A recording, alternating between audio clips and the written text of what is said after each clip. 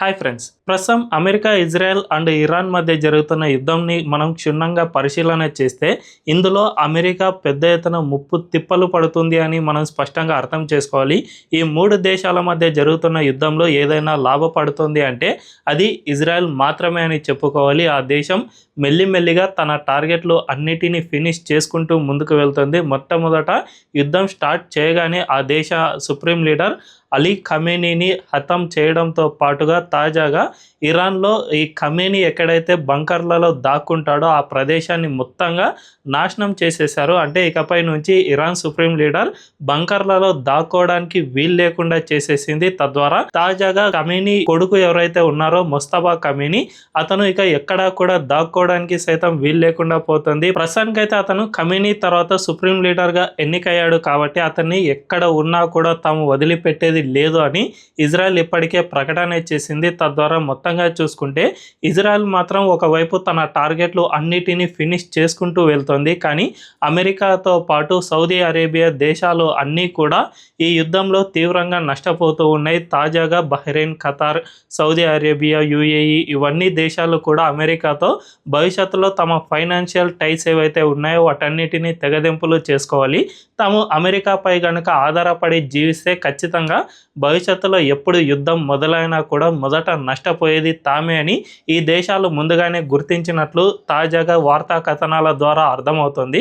So మొత్తంగా చూసుకుంటే అసలు ఈ యుద్ధంలో ఇరాన్ ఎక్కడి వరకు సక్సెస్ అయింది అంటే ఇజ్రాయెల్ ఎక్కడి వరకు సక్సెస్ అయింది, ఈ యుద్ధంలో ఎక్కువగా నష్టపోతుంది ఎవరు, దీన్ని ఆపే ప్రసక్తే లేదా అనే విషయాలను మనం ఈ వీడియోలో తెలుసుకుందాం.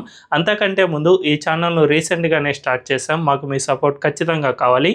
ఈ ఛానల్ వెంటనే సబ్స్క్రైబ్ చేసుకుని బెల్ ఐకాన్ క్లిక్ చేయడం అస్సలు మర్చిపోద్దు. ఇక డీటెయిల్స్ లోకి వెళ్తే ప్రస్తుతం ఈ మూడు దేశాల మధ్య జరుగుతున్న యుద్ధాలను చూస్తూ ఉంటే ఇరాన్ పెద్ద ఎత్తున సౌదీ అరేబియా దేశాలనే టార్గెట్ చేసింది. ముఖ్యంగా అటు ఇజ్రాయెల్ ని ఎక్కువగా టార్గెట్ చేయకుండా సౌదీ అరేబియా, ఖతార్ ఈ దేశాల్లో అమెరికా స్థావరాలు ఏవైతే ఉన్నాయో అక్కడే ఈ దేశం అటాక్ చేస్తుంది. అంతేకాకుండా సౌదీలోని కీలకమైన ఆయిల్ రిఫైనరీ సంస్థపై సైతం అటాకులు చేస్తోంది.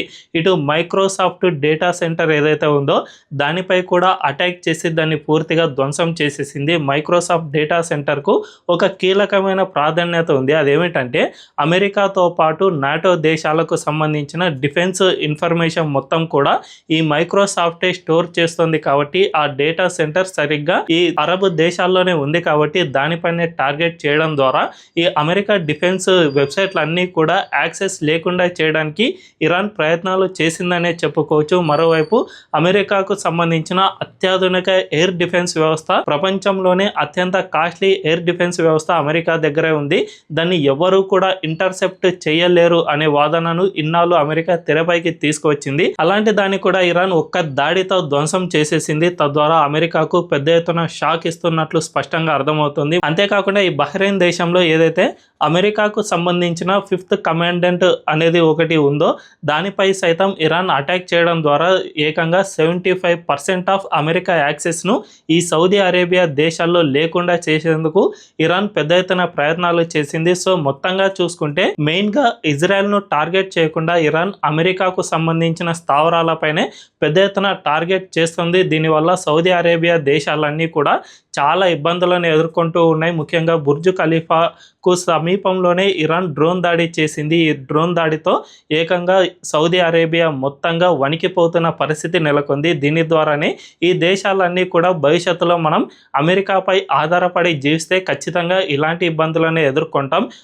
మనం సెల్ఫ్ సఫిషియెంట్గా నిలబడాలి, లేకపోతే ఖచ్చితంగా మనకు భవిష్యత్తులో ఎప్పుడైనా కానీ తీరని నష్టం ఏర్పడుతుంది. దీనివల్ల మనకి ఎక్కువ నష్టం ఉంటుంది. అమెరికాకు పోతే జస్ట్ కొన్ని ఫైటర్ జెట్లో లేకపోతే ఈ ఎయిర్ క్రాఫ్ట్ క్యారియర్లో నష్టపోతుందే కానీ ఆ దేశంపై యుద్ధం చేయలేరు. సో మనకు మాత్రం ఈ విధంగా ఉండదు. మన దేశంలోని కీలకమైన స్థావరాలపై దాడులు జరుగుతాయి. తద్వారా మనం కొన్ని సంవత్సరాల పాటు నష్టపోవాల్సిన అవసరం ఏర్పడుతుంది అని ఈ దేశాలు గుర్తించడం వల్ల మాత్రమే అమెరికాపై భవిష్యత్తులో ఎక్కువగా ఆధారపడి జీవించకూడదు అని ఈ దేశాలు ముందుగానే నిర్ణయించుకున్నాయి. అటు ఇజ్రాయెల్ మాత్రం ఈ విషయంలో చాలా పకడ్బందీగా వ్యవహరిస్తోందనే చెప్పుకోవచ్చు. ఈ సౌదీ అరేబియా దేశాలకు ఇజ్రాయెల్కు మధ్య ఉన్న తేడా ఏమిటి అంటే ఇజ్రాయెల్ ఆ దేశం ఏర్పాటు అయినప్పటి నుంచి అంటే 1948లో ఆ దేశం ఏర్పాటు అయిన తర్వాత జస్ట్ 2 సంవత్సరాలకే పెద్ద యుద్ధాన్ని స్టార్ట్ చేసింది. చుట్టుపక్కల ఉన్న సౌదీ అరేబియా దేశాలు ఇప్పుడు ఏవైతే ఉన్నాయో అవన్నీ కూడా ఇజ్రాయెల్ను పూర్తిగా అటాక్ చేసేసి అక్కడి ఉన్న యూదులను మారణ హోమం సృష్టించి తామే ఆ దేశాన్ని ఆక్రమించుకోవాలి అని చుట్టుపక్కల ఉన్న 7 దేశాలు ప్రయత్నాలు చేశాయి. కాబట్టి ఇజ్రాయెల్ ఈ యుద్ధం నుంచే ఆరితేరుతూ వస్తుంది. ఆ దేశంలో నిఘా సంస్థతో పాటు ఆ దేశ డిఫెన్స్ ఎక్విప్మెంట్ అనేవి చాలా అత్యాధునికంగా ఆ దేశం తయారు చేసుకుంది. అందువల్లనే ఇజ్రాయెల్ ఇప్పటి వరకు సెల్ఫ్ సఫిషియెంట్గా ఉంది. ఆ దేశంలో ఐరన్ డోమ్ మొదలుకొని టెక్నాలజీ కలిగిన డ్రోన్ల వరకు మొత్తంగా ఇజ్రాయెలే సొంతంగా తయారు చేసుకుంది. తద్వారా తన దేశానికి అనువుగా వీటన్నిటినీ టెక్నాలజీని అభివృద్ధి చేసుకుంది. కాబట్టి ఇప్పుడు ఆ దేశంపై ఇరాన్ అటాక్ చేయలేకపోతుంది. ఇప్పటికీ కొన్ని క్షిపణులను వదిలిపెట్టినా కూడా అక్కడక్కడ మాత్రమే చిన్న చిన్న అటాక్స్ జరిగాయే తప్ప పెద్ద ఎత్తున ఇజ్రాయెల్ ఎక్కడా నష్టపోలేదు అని స్పష్టంగా అర్థమవుతుంది. మరోవైపు ఇటు ఇరాన్లో కూడా కీలకమైన స్థావరాలను ఇప్పటికీ ఇజ్రాయెల్ ధ్వంసం చేస్తూనే ఉంది. ఆ దేశంలో ఎంటైర్ నెట్వర్క్ సిస్టమ్నే ఇజ్రాయెల్ హ్యాక్ చేసి తనకు అనుకూలంగా మలుచుకుంటోంది. సో ఈ మొత్తాన్ని చూసుకుంటే ఇప్పటి వరకు సౌదీ అరేబియా దేశాలు అమెరికాపై ఆధారపడి జీవించడం వల్ల మాత్రమే ఇంత పెద్ద ఎత్తున నష్టపోతూ ఉన్నాయి. ఇదే విషయాన్ని తాజాగా మన డిఫెన్స్ మినిస్టర్ అయిన రాజ్నాథ్ సింగ్ సైతం స్పష్టం చేశారు.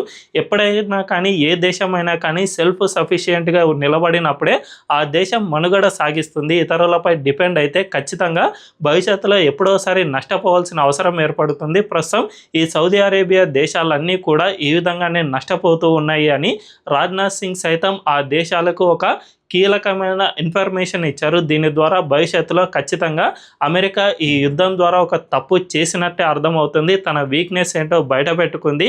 జస్ట్ ఇజ్రాయెల్కు సపోర్ట్ ఇచ్చినా కూడా ఇరాన్ అండ్ ఇజ్రాయెల్ మధ్య జరిగే యుద్ధంలో ఇజ్రాయెలే పై చేయి సాధించే అవకాశం ఏర్పడేందుకు ఛాన్స్ ఉండేది. గతంలో అంటే కొద్ది నెలల క్రితం ఇజ్రాయెల్ ఒక్కటే ఇరాన్పై దాడి చేసింది. ఆ సమయంలో ఇజ్రాయెల్ తన పై చేయి సాధించుకుంది. అమెరికాకు సంబంధించిన B-2 బాంబర్లు ఇరాన్లోని అణ్వాయుధ కేంద్రాలపై దాడి చేసి ఆ దేశం వెనక్కి తగ్గింది. కానీ ఆ తర్వాత ఇజ్రాయెలే దీన్ని బాగా కొనసాగించింది. కాబట్టి ఆ యుద్ధం వెంటనే ఆగిపోయింది. ఎందుకంటే ఇజ్రాయెల్ స్ట్రాంగ్నెస్ ఇరాన్కు బాగా తెలుసు కాబట్టి వెనక్కి తగ్గింది. కానీ ఇప్పుడు అమెరికా తన యుద్ధ నౌకలను అండ్ యుద్ధ విమానాలు వీటన్నిటినీ ఇరాన్కు చాలా దగ్గరలో మోహరించింది. కాబట్టి అమెరికాకు సంబంధించిన అత్యాధునిక ఎయిర్ క్రాఫ్ట్ క్యారియర్ అయిన అబ్రహం లింకన్ ఎయిర్ క్రాఫ్ట్ క్యారియర్పై సైతం క్షిపణి దాడి చేసింది. తద్వారా ఆ ఎయిర్ క్రాఫ్ట్ క్యారియర్ ఇప్పుడు అమెరికా దిశగా ప్రయాణం చేస్తోంది అని చెప్పుకోవచ్చు. సో మొత్తంగా చూసుకుంటే ఎప్పుడైనా కానీ ఒక దేశం సెల్ఫ్ సఫిషియెంట్గా నిలబడినప్పుడే ఆ దేశం యుద్ధంలో నిలబడగలుగుతుంది. ఆ విషయంలో మన భారతదేశం చాలా కీలకంగానే పనిచేసిందని చెప్పుకోవచ్చు. అందువల్లనే ఇప్పుడు మనం make in India and made in ఇండియాలో భాగంగా చాలా వరకు డిఫెన్స్ ఎక్విప్మెంట్ను మన దేశంలోనే తయారు చేసుకుంటూ ఉన్నాం.